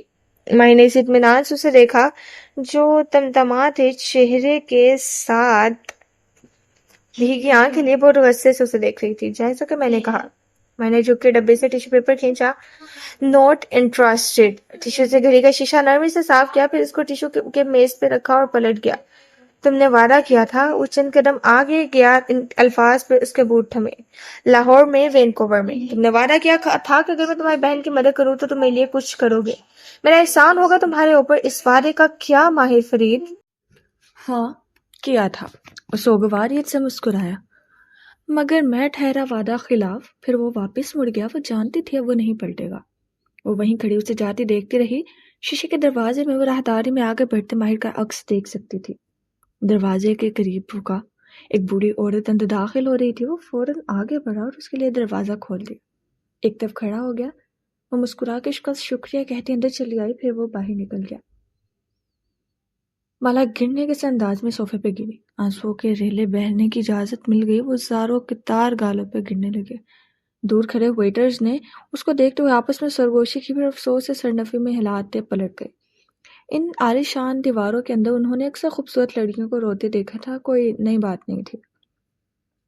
لفٹ کے دروازے کھلے تو راہداری کے سرے پر فرید لوہار کی تختی دکھائی دی۔ باہر سے دیکھنے میں ماہر فرید کا ڈوپلیکس اپارٹمنٹ ویسا ہی تھا، لیکن ایک اضافہ ہو چکا تھا۔ دروازے کے باہر ایک سوٹ میں ملبوس گارڈ کھڑا تھا۔ ماہر کو آتے دیکھ کے اس نے سر کو خم دیا۔ ماہر نے ایک تکان بھرا جوابی سلام اس کی جانب اچھالا اور کی پیڈ پر کوڈ پنچ کیا۔ دروازے کا لوگ زوں کی آواز سے کھل گیا۔ وہ کوٹ بازو پر ڈالے تھکا تھکا سا داخل ہوا، جھک کے جوتے اتارے، پھر جرابوں میں مقید پیروں سے راہداری میں آگے چلتے آیا۔ ایک ہاتھ سے ٹائی کی نوٹ ڈھیلی کر رہا تھا۔ بلا شبہ وہ ایک تھکا دینے والا دن تھا۔ لیونگ روم کی دیوار کی کھڑکیوں کے سیاہ پردے ہٹے تھے۔ 4 سال میں اس اپارٹمنٹ میں انٹیریئر ڈیکور کی چند ایک تبدیلیوں کے سوا زیادہ کچھ نہ بدلا تھا۔ شیشوں سے بھری پہلی رات اور بوسفورس کا پانی دکھائی دے رہا تھا۔ کناروں پر بندی کشتیاں بھی ویسے ہی تھیں، رنگ برنگی روشنیوں سے مزین۔ باہر لیونگ روم کے دھانے پہ رک گیا۔ اونچی کھڑکیوں کے قریب ایک ٹیپسٹری کا فلور اسٹینڈ رکھا تھا۔ اس کے چوکور فریم پر ایک موٹا کپڑا لگا تھا جس کے وسط میں مختلف رنگوں کے دھاگوں سے کام کیا گیا تھا۔ چند ایک دھاگے نکل رہے تھے، گویا کام ادھورا تھا۔ ساتھ اسٹول رکھے وہ بیٹھی تھی، جھک کے انگلیوں سے ٹٹول ٹٹول کے سوئی چلاتی وہ کچھ بن رہی تھی۔ دراز کا دبلی سی لڑکی جس کے لمبے گھنگریالے بال کمر پہ بکھرے تھے، اس نے سفید لمبا فراک پہن رکھا تھا اور نیچے ٹخنوں تک آتی سفید ٹائٹس تھیں۔ پیر ننگے تھے بنا کسی جراب کے۔ اس کے پیروں کے قریب ایک گولڈن ریٹریور بیٹھا تھا، سنہرے لمبے بالوں والا کتا، جس کے گردن میں بندھے کالر پر جلی حروف میں گائیڈ ڈوگ لکھا تھا۔ گائیڈ ڈوگ ایسے تربیت یافتہ کتے ہوتے ہیں جو اندھے لوگوں کا خیال کرنے ان کو راستہ بتانے کے لیے استعمال ہوتے ہیں۔ ماہر کو دیکھ کر کتے نے سر اٹھایا، پھر واپس نیچے رکھ لیا۔ ماہر بھائی، اس نے ہاتھ روکے بنا پوچھا تھا۔ ہاتھوں کی حرکت بہت سست تھی۔ کیسے ہو حلال؟ وہ تکان سے کہتا قریب سے ایل شیپ صوفے کے سرے پر گر سا گیا۔ کوٹ اور بیگ ایک طرف ڈال دیا۔ کیا ہوا؟ حلال نے چونک کر چہرہ اس طرف موڑا۔ اس کا نیم رخ واضح ہوا۔ گھنگریالے بالوں کے حالے میں اس کا چہرہ پہلے سے دلکش ہو گیا تھا۔ 15-16 سال لڑکیوں کی نزاکت اور بھوری سنہری آنکھوں کی کشش. ابو تعجب سے اکٹھے کیا آنکھیں کھڑکی پر جمی تھی لیکن وہ اس کی طرف متوجہ تھی. کچھ نہیں. ان آنکھ کو ہڈی کو مسلتے ہوئے آنکھیں بند کیے ہوئے تھا. کچھ ہوا ہے. اس کے دھاگوں میں لپٹے ہاتھ رک گئے. آپ اپسٹ ہیں، شاید غصے میں ہیں. کس نے غصہ دلایا ہے آپ کو؟ میرا پیچھے سر پیچھے کو گرائے آنکھیں بند کیے صوفے پہ نیم دراز تھا. آج کشمالا آئی تھی. مالا؟ وہ چونکی.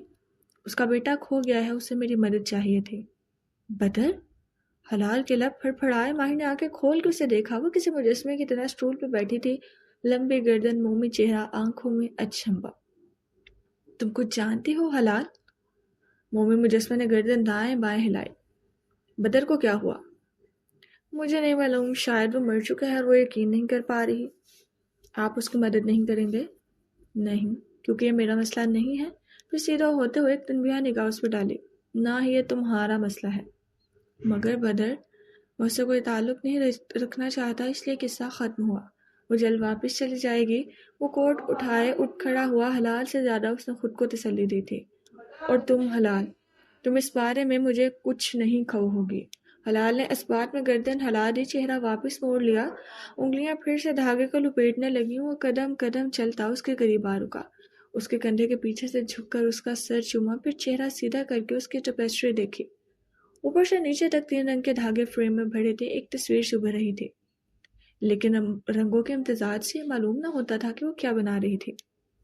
ماہر آگے بڑھ گیا اور ہاتھ سے کپڑے کو ٹٹولتی دوسرے میں سوئی پکڑے اس جگہ رکھنے لگی جہاں آخری ٹانکا لگایا تھا. سنہری کتا قدموں میں بیٹھا اپنے پنجے زبان سے چاٹ رہا تھا. زیادہ دیر نہیں گزری تھی جب دروازہ کھلا. چابی اچھالنے کی آواز آئی، پھر سیٹی بجی. کتا ایک دم تیزی سے اٹھا اور دم ہلاتا ہوا دروازے کی طرف لپکا. ہیلو لیونا! بیربل کی کھنکتی آواز سنائی دی. دھاگے سے ٹانکے نکالتی حلال کے ہونٹ مسکراہٹ میں ڈھلے. چند لمحوں بعد وہ دونوں ساتھ ساتھ واپس آئے. وہ سنہرے کتا دراصل مادہ تھی اور اس کا نام لیونا تھا. بیربل نے اب اس کے پیچھے کھڑے ہو کے جھک کے اس کی ٹیپسٹری دیکھے. آر یو شور؟ تم درست رنگ استعمال کر رہی ہو؟ وہ مبہم سا مسکرائی. تمہیں کیسے معلوم ہوتا ہے کہ کون سا رنگ نیلا ہے اور کون سا سبز؟ وہ مشکوک نظروں سے اسے گھور رہا تھا. وہ مسکرا دی. ہر رنگ کا دھاگا الگ ہوتا ہے بھی. ہر دھاگے کی خوشبو الگ ہوتی ہے، ہر انسان کی بھی. جیسے اس نے آنکھیں بند کی اور ناک سے سانس اندر کھینچی. بیربل، جیسے آپ نے کچھ نیا پہنا ہوا ہے. چین، انگوٹھی؟ بیربل فرید کے چہرے کی ساری بتیاں جل اٹھی. واچ! اس نے جھٹ کلائی آگے کر دی. وہ آنکھیں کھول کے مسکرا دی اور اس کے قریب ایک سٹول کھینچ کے بیٹھ رہا تھا. چہرہ جوش سے تمتما رہا تھا اور اب وہ اسے اس گھر کی تمام خصوصیات بتا رہا تھا. لونا ان دونوں کے قدموں کے قریب پھیل کے بیٹھ گئی تھی. ماہر بھائی اپسٹ ہیں. کچھ دیر بعد وہ قدرے اداسی سے بولی. ماہر بھائی ساری عمر ہی اپسٹ رہے ہیں. موضوع بدلنے پہ بیربل کا منہ جیسے کڑوا ہو گیا، پر کچھ یاد آیا. ہونٹوں پہ مسکراہٹ ہوئی. میرے اندر کوئی دوسری تبدیلی بھی آئی ہے سوائے گھڑی کے. وہ دونوں ٹیپسٹری کے فریم کے سامنے اونچے سٹولز پر بیٹھے تھے. سفید فراک والی لڑکی اس کی طرف رخ کیے ہوئے تھی، البتہ اس کی سنہری آنکھیں دور کسی غیر مرئی نقطے پہ جمی تھی. معلوم نہیں بیربل بھائی، میں کسی کا اورا سینس کر سکتی ہوں، آپ کے سارے دن کی روداد آپ کو نہیں بتا سکتی. اس نے جیسے بہت تحمل سے کئی دفعہ کی بات دہرائی. اچھا تو وہ کھنکھارا کان کھجایا. اس دن میں ایک لڑکی کو تمہارے پاس لایا تھا، یاد ہے؟ تم نے کیا محسوس کیا؟ وہ بہت اشتیاق سے اسے دیکھتا بظاہر سرسری انداز میں پوچھ رہا تھا. میں نے محسوس کیا کہ وہ سادگی سے بتانے لگے. ایک کمزور اورا، جلد دب جانے والی پرسنالٹی. اسے بچپن میں نظر انداز کیا گیا تھا. اس کو محبت کی تلاش ہے، لیکن اس کو بہت سی شکایتیں بھی ہیں اپنے مرے ہوئے باپ سے. لیکن اس لڑکی کا باپ تو زندہ ہے. میں اس کی بات نہیں کر رہی. وہ مسکرائی. بیربل کو چند لمحے لگے سمجھنے میں، پھر برا مان کے اٹھ گیا. Very funny. وہ بگاڑ کے اس کی نقل اتارتا وہ کمرے کی طرف بڑھ گیا، ساتھ ہی بڑبڑا رہا تھا. آج تک تمہاری سپر پاورز کا مجھے کوئی فائدہ نہیں ہوا. کیا ہو جائے گا اگر تم مجھے لڑکیوں کے بارے میں پہلی ملاقات میں ہی بتا دیا کرو؟ مگر نہیں. اس کی بڑبڑاہٹ دھیمی پڑ رہی تھی. وہ شاید کمرے میں چلا گیا تھا. حلال مسکرا کے واپس ٹیپسٹری کی طرف متوجہ ہو گئی. لونا اب فرش پر لیٹی آنکھیں موندے ہوئے تھی. 2 دن بعد تیسری صبح طلوع ہوئی اور مالا اپنے کیری آن بائک کے ساتھ ہوٹل ریسپشن پر کھڑی دکھائی دی. پچھلے 2 دن وہ شوٹ میں مصروف رہی تھی. ذہن بھی مصروف رہا تھا. آج صبح سے وہ فارغ تھی اور ذہن خالی. کارڈ واپس کرتے ہوئے اس نے رسمی مسکراہٹ کے ساتھ ریسیپشن کلرک کی بات سنی چاہی، لیکن الفاظ سنائی نہیں دے رہے تھے۔ 3 ماہ سے کچھ بھی ٹھیک سے سنائی نہیں دیتا تھا، شاید سننے کی ضرورت بھی نہ تھی۔ وہ جانتی تھی کہ وہ کیا کہہ رہی ہوگی، سفر اچھا گزرے، دوبارہ ٹھہرنے کی یاد دہانی، یہ وہ۔ اس نے کلرک کے پیچھے دکھائی دیتے شیشے کی دیوار میں اپنا چہرہ دیکھا، گلابی سفید چہرہ، بے خوابی کے باعث ذرا سی سوجی آنکھیں جن کو آج اس نے کنسیلر سے درست نہیں کیا تھا کہ اب ان آنکھوں کی عادت ہو چکی تھی۔ البتہ وہاں کچھ تھا جو 3 دن پہلے استنبول آتے ہوئے نہیں تھا، ایک بجھی ہوئی امید۔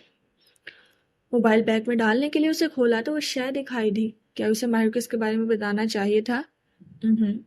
ضرورت ہی نہیں تھی۔ جس شخص نے مجھ سے ملے بغیر تم کیسے واپس جا سکتی تھی؟ مالا کی سوچ ٹوٹ گئی، چونک کے ایڑیوں پر گھومی، کیری آن بیگ بھی اپنے ٹائرز پہ گھوما، اگلے ہی پل اس کے ہونٹ مسکراہٹ میں ڈھلے۔ وربل فرید بہت سے مصنوعی ناراضی لیے سامنے کھڑا تھا۔ کس نے کہا میں جا رہی ہوں؟ اب کے چونکنے کی باری اس کی تھی۔ سویٹ پینٹس اور زر ڈیزائنر لوگو والی جیکٹ پہنے بربل نے آنکھیں چھوٹی کر کے اسے دیکھا، وہ ویسا ہی تھا، گھنگریالے بال، گردن میں چینز، سفید جوگرز، کلائیوں کے بریسلیٹ اور چمکتی گھڑی۔ چہرہ پہلے سے ذرا دلکش ہو گیا تھا۔ مجھے ایک اڑتی چڑیا نے بتایا تھا کہ تم میرے روبوٹ بھائی سے مدد مانگنے آئی تھی، لیکن اس نے تمہیں انکار کر دیا۔ چڑیا یہ بتانا بھول گئی کہ مالا اتنی جلدی ہار نہیں مانا کرتی۔ وہ اب دونوں ہوٹل لاؤنج کے صوفوں پر بیٹھے تھے۔ وہ صوفے نہیں تھے جہاں اس روز اس نے گھنٹوں اس شخص کا انتظار کیا تھا، وہ ان کے دائیں جانب رکھا سیٹ تھا جو اب خالی تھا۔ آج میز پر رکھے پھول تازہ تھے، اس دن کے جیسے باسی اور مرجھائے ہوئے نہ تھے۔ ویسے تمہیں کس چیز نے کاٹا تھا جو تمہیں لگا کہ ماہر بے تم سے اپنی بات منوا سکتی ہو؟ ویٹر چائے کی پیالے رکھ کے گیا تو بربل نے بہت سنجیدگی سے پوچھتے ہوئے شکردان اٹھایا۔ مجھے لگا وہ میرا درد سمجھے گا۔ وہ آج تک اپنا درد نہیں سمجھا، تمہارا کیا خاک سمجھے گا؟ بربل کی انگوٹھی والی انگلیاں ایک ایک کر کے شکر کی 3 ڈالیاں چائے میں ڈال چکی تھی۔ مالا نے اس کے چہرے کی دمکتی جلد کو دیکھا، وہاں ایک دانہ بھی نہ تھا سوائے شیف کے چند مندمل ہوئے کٹس کے۔ تم سناؤ، کیسے ہو؟ اچھے حال میں لگ رہے ہو۔ ترکش میں کہتے ہیں صبر دن درویش مراد نہ ارمیش، صابر درویش کو بالآخر اپنی مراد مل ہی گئی، اور اردو میں کہتے ہیں اللہ گنجے کو ناخن نہ دے۔ اس نے افسوس سے دائیں بائیں سر ہلایا۔ بربل فرید کے ابرو اکٹھے ہوئے۔ کہہ کون رہا ہے؟ میں ویسی ہی ہوں۔ بہت کمفرٹیبل لگ رہی ہو۔ اس نے آنکھیں گھما کے ہوٹل لاؤنج کو دیکھا۔ مالا دھیرے سے ہنس دی۔ یہ میرے کلائنٹ نے بک کروایا تھا بربل، ہوٹل فلائٹ سب وہ پے کرتے ہیں۔ میں یہاں سے چیک آؤٹ کر کے واپس نہیں جا رہی، ایک سستی رہائش کی طرف جا رہی ہوں۔ بربل آگے کو جھکا اور بہت رازداری سے سرگوشی کی۔ میرا انکم ٹیکس ڈپارٹمنٹ سے کوئی تعلق نہیں ہے۔ وہ پھر سے ہنس دی۔ میں تمہاری طرح امیر نہیں ہوں بربل، میں صرف کمفرٹیبل ہوں۔ جانتے ہو وینکوور میں سنگل مدر کے لیے بچہ پیدا کرنا اور پالنا کتنا مشکل ہوتا ہے؟ میں ایک شوٹ سے دوسرے تک گزارا کرتی ہوں۔ پھر اس نے سر جھکا کے اپنی انگلیوں پہ دیکھا۔ ننھے ہیرے ساتھ ڈیزائنر بیگ، چہرہ اٹھایا، اس خالی کرسی کو دیکھا جہاں اس روز وہ بیٹھا تھا۔ یہ سب تو ایک ملوا ہے تاکہ لوگ ہماری عزت کریں۔ شمالی امریکہ میں اکثر لوگ یہ چیزیں خرید سکتے ہیں۔ بربل فرید جیسے بدمزہ ہو کے پیچھا ہوا۔ اس کا یہ تاثر کہ شاید وہ مشہور ہونے کے ساتھ ساتھ بہت سی دولت کی مالک بھی بن گئی تھی، ظاہر ہو گیا۔ تم بتاؤ، کام کیسے جا رہا ہے؟ اس نے کندھے اچکائے۔ کام چلتا رہتا ہے، مبہم سا کہتے ہوئے وہ دائیں بائیں دیکھنے لگا۔ مالا نے بغور اسے دیکھا۔ بیکری کیسی ہے؟ تم نے کہا تم سنگل مدر ہو۔ وہ جیسے چونک کو یاد کرنے لگا، شاید موضوع بدل دیا۔ تمہارا وہ ویلن ایکس ہسبینڈ تمہاری مدد نہیں کرتا۔ مجھے اس کے خون میں ڈوبے پیسے نہیں چاہیے ہیں۔ وہ برا مانے بغیر گہری سانس لے کر بولی۔ بربل وہ پہلا شخص نہیں تھا جس نے اسے ان 4 برسوں میں یہ بات یاد کروائی تھی۔ ماہی نے 1-2 دفعہ دبے الفاظ اور سمل خالہ نے کھلم کھلا کہا تھا کہ اسے زیاد سے بچے کے لیے پیسے مانگنے چاہیے، لیکن یہ وہ لکیر تھی جس کو وہ کبھی عبور نہیں کر سکتی تھی۔ بدر اس کا بیٹا تھا، زیاد کے سے کوئی تعلق نہ تھا، نہ ہی وہ بننے دے گی۔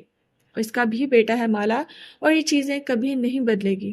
آخری دفعہ ماہی نے بس اتنا کہا تھا۔ یہ موضوع پھر زیر بحث نہیں آیا۔ حلال کیسی ہے؟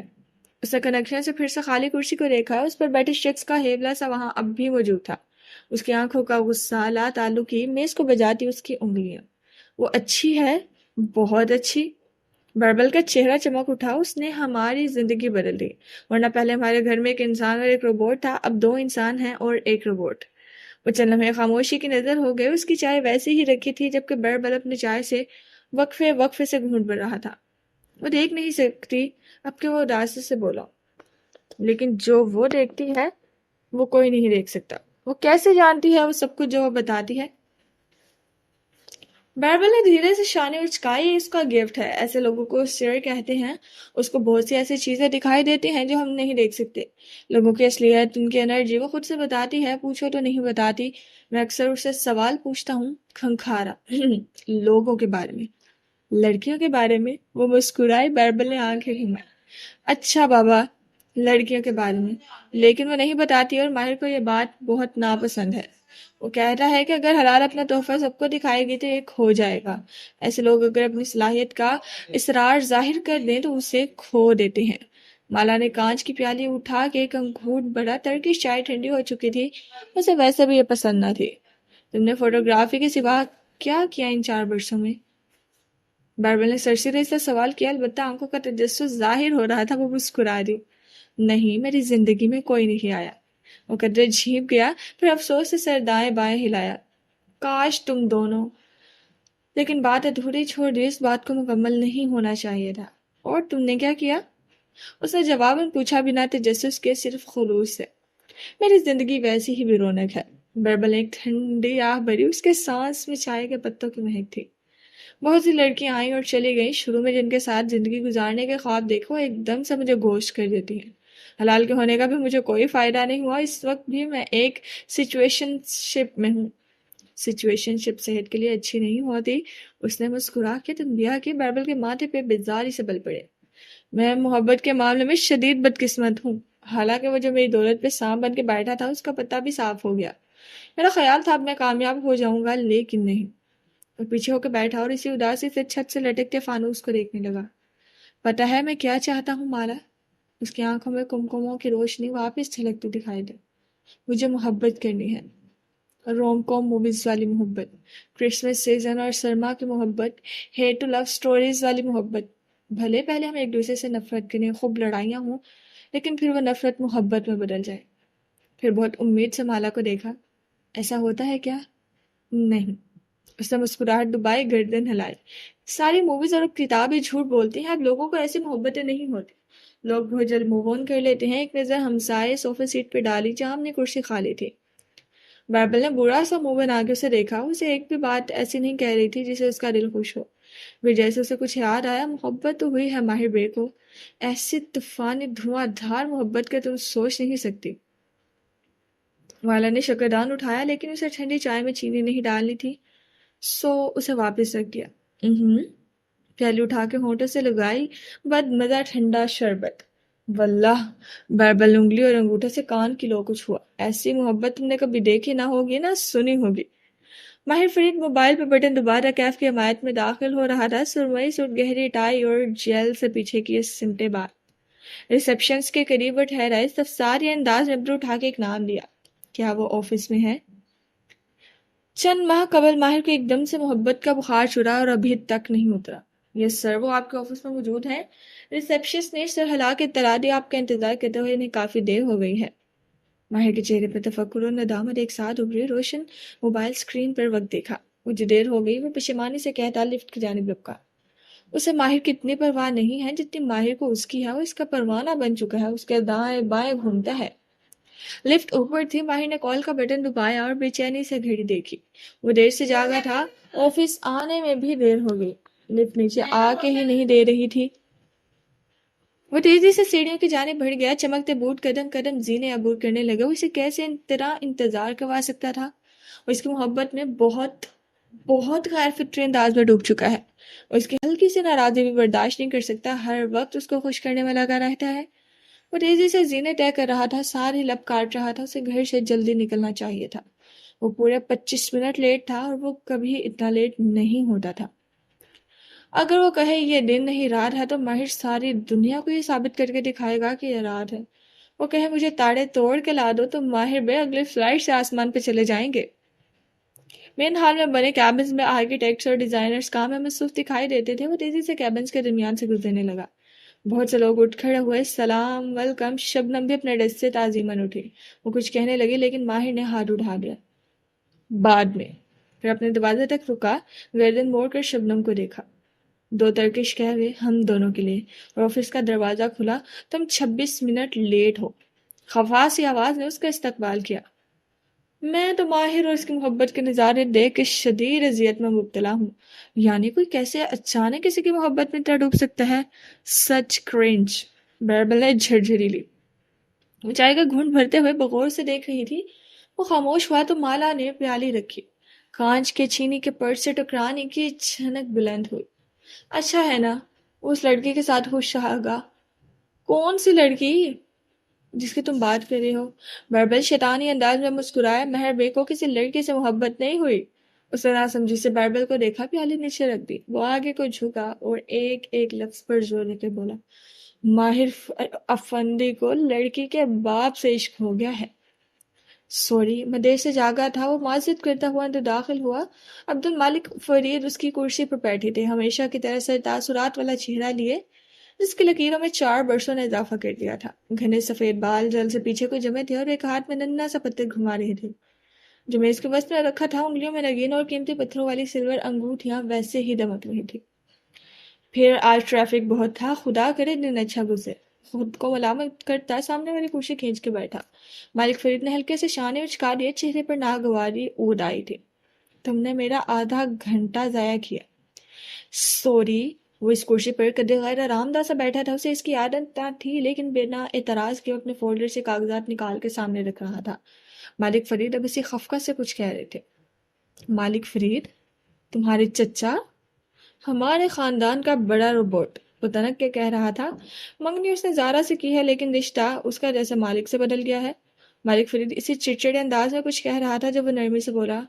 ٹھیک ہے تم جیسے کہہ رہے ہو ویسے کر لیتے ہیں. عبد المالک فرید رک گئے. اب روئی اکٹھے کر کے بغور سے دیکھا. تم نے میری لکھی گئی ریکمنڈیشنز پڑھی بھی ہیں؟ ماہر نے پرنٹ شدہ صفحہ 2 انگلیوں سے اٹھا کے اونچا اٹھایا جس پر سرخ قلم سے جگہ جگہ پوائنٹس لکھے تھے اور پھر سنبھال کے سامنے ہی رکھا. ٹریفک میں پھنسا یہی کر رہا تھا. یہ شبنم نے مجھے کل شام ہی بھیج دی تھی. ہم ویسے ہی کریں گے جیسے تم کہہ رہے ہو. دونوں بازو کرسی کے ہتھے پہ جما کے بیٹھے مالک فرید نے بغور اس کو دیکھا. اس کا چہرہ بے تاثر تھا یا شاید مطمئن. وہ کسی بحث کے بغیر مان گیا تھا. شور. وہ اس کو مشکوک نظروں سے دیکھ رہے تھے. غیر ارادی طور پر اس پتھر کو میز کے کنارے سے رگڑ رہا تھا. دائیں بائیں دائیں بائیں. شور. وہ جبرن مسکرایا. پتھر رگڑنے سے چین چین کی ناگوار ترین آواز اٹھ رہی تھی. کنارے کے لکڑی کے در بھر بھرے کے نیچے بھی گرنے لگی تھی. ماہر کی کرسی کے ہتھے پر جمی ہتھیلیاں پہنچ گئیں لیکن چہرے پر وہی مسکراہٹ قائم رہی. شبنم کافی کی ٹرے لیے اندر داخل ہوئے. باری باری دونوں کے سامنے پیالیاں اور پانی کے گلاس رکھے. ملک سوچ میں ڈوبے. ابھی تک پتھر میز کے کونے سے رگڑ رہے تھے. ناگوار آواز میں شبنم کے ابرو اکٹھے ہوئے. بے اختیار ماہر کو دیکھا. اس نے نفے میں آنکھیں ہلائیں. وہ ضبط کر کے خاموش رہی. کبھی کبھی مجھے لگتا ہے کہ جیسے مالک نے ماہر پہ سحر عشق کر دیا ہے. بربل نے ایک نئی دھیری پیش کی تو دھیرے سے ہنسی اور پیالی نیچے رکھی. کانچ کا شیشے سے ٹکرایا چھن بلند ہوئے. ہر کوئی ہر ایک پر سحر عشق نہیں کر رہا. عبد المالک فرید ایک اچھے انسان ہے اور تمہارے بھائی کو بالآخر ان کی قدر معلوم ہو گئی ہے. بربل کا منہ بن گیا. میں بھی کس سے پوچھ رہا ہوں جس کو انسانوں کی پہچان میں سرٹیفکیٹ حاصل ہے. ماشاء اللہ. سر دائیں بائیں ہلاتے ہوئے ٹھنڈی سانس بھر کے کہا اور اشارہ کرتے ہوئے ویٹرز کو بلانے لگا. سو مالک صاحب کی بیٹی سے شادی کر رہا ہے. انٹرسٹنگ. اس نے پیالی لبوں سے لگاتے ہوئے سرسری سا پوچھا. کیا کرتی ہے وہ؟ اور بیربل اسی شیطانی انداز میں مسکرایا. اس موضوع پر بولنے کے لیے اس کے پاس بہت سا مواد تھا. اکتوبر کی سرد صبح میں سورج کی کرنیں پگھل رہی تھی. بوسفورس کنارے بنے اس اونچے اوپن ایئر ریسٹورانٹ کے کچھ حصے پر دھوپ پڑ رہی تھی اور کچھ چھایا تلے تھا. ایک کاؤچ پر زارینہ فرید بیٹھی تھی. ٹانگ پر ٹانگ جمائے بلدار لمبے بالوں کی کلٹ انگلیوں پر لپیٹی وہ گردن موڑے حد نگاہ تک پھیلے پانی کو دیکھ رہی تھی. ایک اونچا پل بھی یہاں سے دکھائی دیتا تھا. رات میں یہ پل سرخ بتیوں سے جگمگا اٹھا تھا. اس وقت اس کی روشنی مان پڑی تھی. دور پانی میں چند کشتیاں اور فیریز تیرتی دکھائی دے رہی تھی. بگلین کے اوپر سے پرواز کرتے ریسٹورانٹ کے دھانے تک چکر کاٹ رہی تھی. زرینہ نے سفید کوٹ پہن رکھا تھا اور ہوا سے بال ہولے ہولے اڑ رہے تھے. سامنے میز پر انواع اقسام کے چھوٹے چھوٹے برتنوں میں ہر رنگ کی چیزیں سجی تھی. کروسن، ٹماٹر، ترکش شکشوکا، بریڈ، سبز پتے، بینگن، ساتھ ہی اس کا سیاہ کیلی بیگ رکھا تھا. جانتے ہو میں نے اطالیہ میں سب سے زیادہ کیا مس کیا؟ ذرا چونک کر واپس اپنے مہمان کی طرف متوجہ ہوئی. وہ اسی کی عمر کی لڑکی تھی. چھوٹے بال ادرک رنگ کے تھے اور ماتھے پر بینگز کی صورت میں کٹے تھے. وہ مسکرا کے کروسن کا ٹکڑا توڑتے ہوئے کہہ رہی تھی. کہ میں سمندری بگلوں کو جرمانے کے ڈر سے کھانا نہیں ڈال سکتی تھی۔ کہتے ہوئے اس نے وہ ٹکڑا پیچھے فضا میں اچھال دیا۔ ہوا میں اڑتے بگلوں کے غول نے غوطہ کھایا اور سب اسی ٹکڑے کی طرف لپک گئے جو اڑتا ہوا پانی پر جا گرا تھا۔ زارا مسکرا دی، اس کی آنکھوں کے گرد کروز فیٹ جھڑیاں غائب تھی۔ تم کہہ رہی ہو کہ تم نے مجھے مس نہیں کیا؟ مصنوعی خفگی سے ابرو اکٹھے کیے، پیشان اور ابرو کے درمیان بننے والی لکیریں بھی ندارت تھیں، ملائم برابر جلد، مس بھی کیا اور پرتجسس بھی تھی۔ یہ سب کیسے ہوا؟ بھوری بالوں والی عذرا نے قدرے اشتیاق اور قدرے شک سے اس کی انگلی کی طرف اشارہ کیا۔ ٹیک لگا کے بیٹھی زارا نے گردن جھکا کے تیسری انگلی دیکھی جس میں ایک آنسو کی شکل کا ہیرا دمک رہا تھا۔ 3 کیرٹ؟ 4۔ تفاخر سے مسکرا کے چہرہ اٹھایا، ہونٹوں کے گرد لاف لائنز بھی غائب تھیں۔ وہ 4 سال پہلے والی زارا سے مختلف تھی۔ ناک کی نوک پگ نوز میں بدل چکی تھی، گالوں کا سیب بھرا بھرا تھا اور نیچے سے چہرہ بالکل بیضوی۔ ہونٹ قدرے پھولے پھولے تھے، آئی لڈ اب اونچے ہو چکے تھے اور آنکھیں پہلے سے بڑی دکھائی دیتی تھی۔ اس کا چہرہ پہلے سے زیادہ خوبصورت ہو چکا تھا۔ اس خوبصورت چہرے کی طرح جواب دنیا میں بہت عام ہو چکا تھا۔ ماہر نے خود خریدی تھی؟ ذرا غور سے اسے دیکھ رہی تھی۔ زارینہ کے حلق میں کچھ اٹکا لیکن وہ مسکرا دی۔ آف کورس، اسی نے پرپوز کیا ہے، اسی نے خریدنی تھی۔ اس نے پیالی کے حلقے کو دونوں انگلیوں سے اٹھایا، فرینچ مینیکیور شدہ ناخنوں کے سفید کنارے کان سے ٹکرائے۔ میرا مطلب تھا کہ خود لے کر آیا یا تمہیں کارڈ پکڑا دیا؟ اس طرح مسکراتے ہوئے غور سے اسے دیکھ رہی تھی۔ ہم نے ایک ساتھ خود جا کے لی ہے۔ وہ بھی مسکرا دی اور کپ لبوں سے لگایا۔ گڈ۔ عزا نے توقف کیا، اپنی پیالی سے ایک گھونٹ بھرا، ہوا سے اس کے ماتھے کے بینگز اڑ رہے تھے۔ میں تم سے ان پرسن ساری کہانی سننا چاہتی تھی، کیسے ہوا یہ سب اچانک سے؟ سچ کہوں تو میں ماہر کی طرف سے مایوس ہو چکی تھی۔ زارا نے جھرجھری لے کر کندھے اچکائے، اس کے مصنوعی چہرے پہ پہلی دفعہ کوئی قد تاثر دکھائی دیا، خوشی، حیرت۔ میں لندن چلی گئی تھی، میں نے فرید ہولڈنگ میں کام شروع کر دیا تھا، تمہیں یاد ہوگا۔ یہ بھی یاد ہے کہ تمہارے بابا نے وہاں تمہیں چند اچھے لوگوں سے ملوایا تھا۔ زارا کے چہرے پر ناپسندیدگی ابھری، سر دھیرے سے جھٹکا۔ ہاں، اچھے تھے وہ سب، ہر کچھ ماں بعد کسی دوست کا قابل بیٹا۔ اس نے جھک کے پیالی میز پر واپس رکھی اور پھر ٹیک لگا لی۔ انگلیوں سے گردن میں پہنی لمبی سنہری زنجیر لپیٹنے لگی، لیکن ان میں سے کوئی ماہر کے جیسا نہ تھا۔ اور ماہر؟ اس نے شروع میں کوئی رابطہ نہیں رکھا، لیکن پھر 4 ماہ پہلے وہ لندن آیا، اپنی قسم توڑ کے ہم ڈنر پر ساتھ گئے۔ وہ مجھے بتاتا رہا کہ کیسے اس کو اس پروجیکٹ نے تھکا دیا ہے۔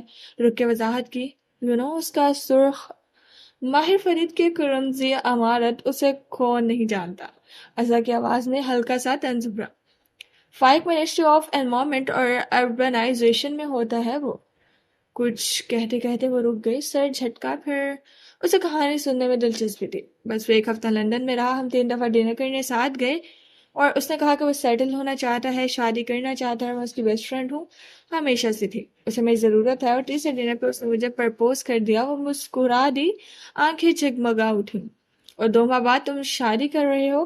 ماشاء اللہ۔ عذرا کی ایک گھونٹ بھرا، پھر دوسرا۔